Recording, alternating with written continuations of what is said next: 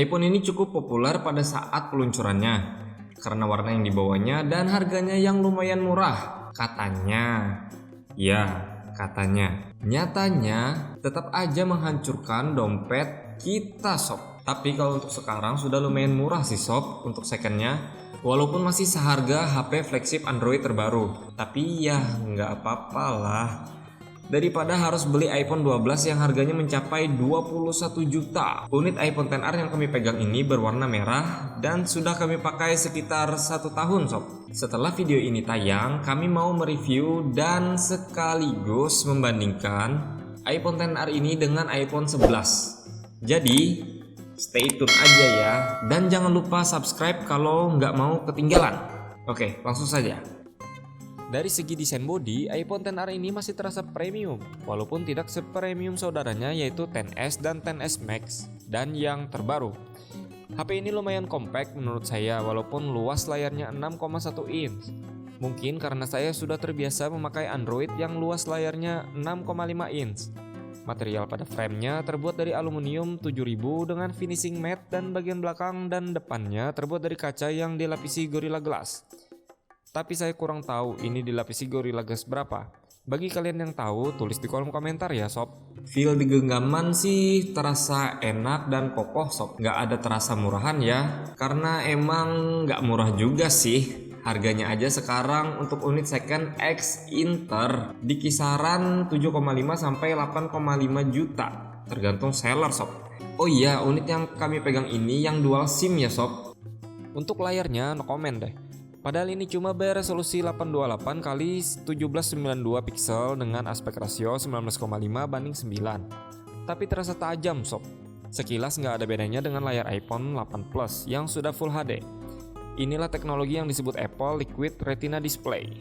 Emang nih Apple nggak asal-asalan jualan barang. Ada harga, ada rupa. Untuk performa, berdasarkan pengalaman saya yang sudah memakai HP ini selama 1 tahun, HP ini smooth-smooth aja saat dibawa sosmed, gaming, dan apapun itu. Para fansboy mungkin berkata itulah bedanya Apple dan Android, smooth. Ya, mungkin iPhone XR ini agak sedikit lebih adem ya kalau dibawa main game, dikarenakan penggunaan prosesor yang terhitung masih lumayan baru yaitu Apple A12 Bionic dengan pabrikasi 7 nanometernya, menjadikan kinerja HP ini lebih efisien dibandingkan pendahulunya. Prosesor A12 Bionic ini pun membuat pemakaian baterai di HP ini lebih awet sob. Dengan baterai berkapasitas sebesar 2945 mAh, bisa menunjang pemakaian saya yang super padat, seperti membuka Instagram berjam-jam, padahal yang dilihat cuma cewek joget-joget TikTok aja gitu. Dan sedikit gaming Mobile Legends dan PUBG Mobile, ya sekitar 2-3 match lah. Masih bisa bertahan sampai sore sob. Apalagi resolusi layar yang dipakai di HP ini cuma 828 x 1792 pixel. Tambah awet dah nih HP. Kada paham lagi sudah unda. Rajin mun di Android 2900 mAh tuh cepat banar habisnya sana. Tapi di sini bilang awet banar. Softwarenya mantap. Apalagi imbah update iOS 14.2 semalam. Tambah stabil lawan awet-awetnya. Ngomong-ngomong tentang iOS 14, saya kurang begitu suka sih dengan tampilan UI-nya. Menurut saya iOS sekarang semakin mirip Android, walaupun nggak mirip-mirip juga sih. Saya lebih suka dengan tampilan iOS 13 sob sebenarnya. Tapi ini cuma pendapat saya. Ya lanjut, kita nggak usah membahas RAM dan Face ID ya sob, karena sama aja kayak di iPhone X. Bagi kalian yang belum nonton video review iPhone X, kalian bisa klik kartu di atas ini. Yang saya suka dari iPhone XR ini tidak lain dan tidak bukan adalah kamera belakangnya sob. Walaupun cuma satu dan beresolusi 12 megapiksel f1.8 26mm wide, tetapi hasilnya menurut kami lebih bagus dari iPhone X sob, dan mampu merekam video 4K 60 fps dengan sangat stabil.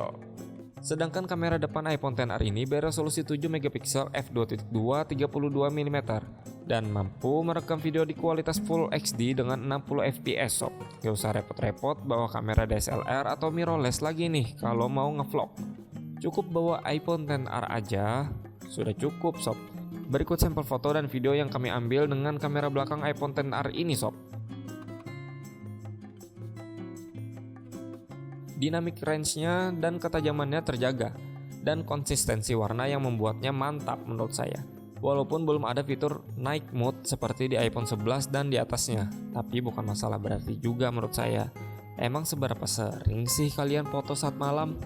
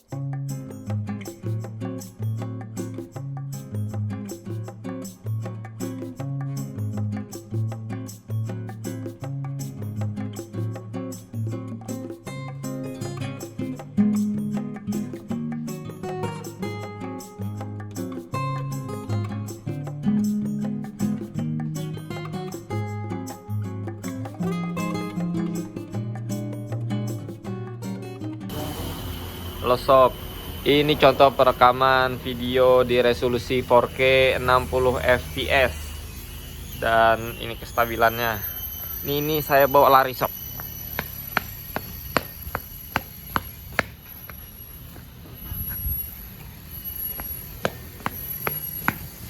Nggak tahu sih hasilnya stabil atau enggak. Dan ini, anjing.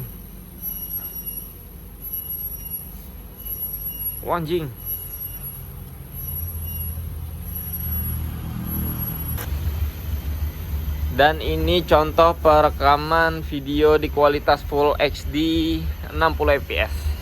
Kayaknya lebih stabil dari 4K tadi sob. Ini saya lari kondisinya. Ya angle-nya gini-gini aja sob, soalnya. Dan ini saya jalan. Untuk autofokusnya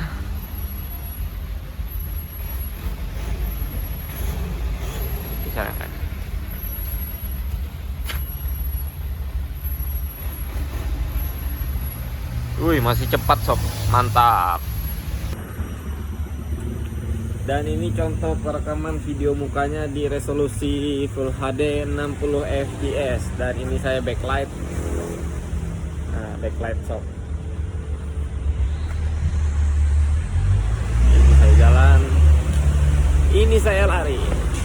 Oh iya, mantap.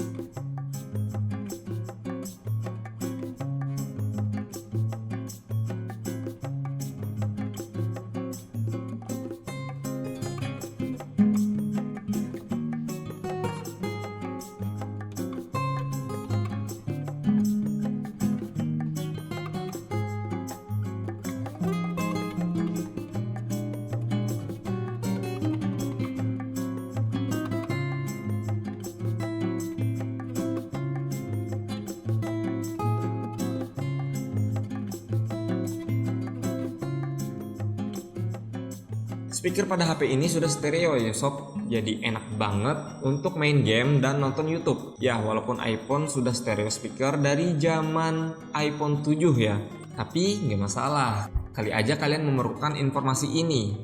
Hehehehehehehe. Berikut sampel suaranya.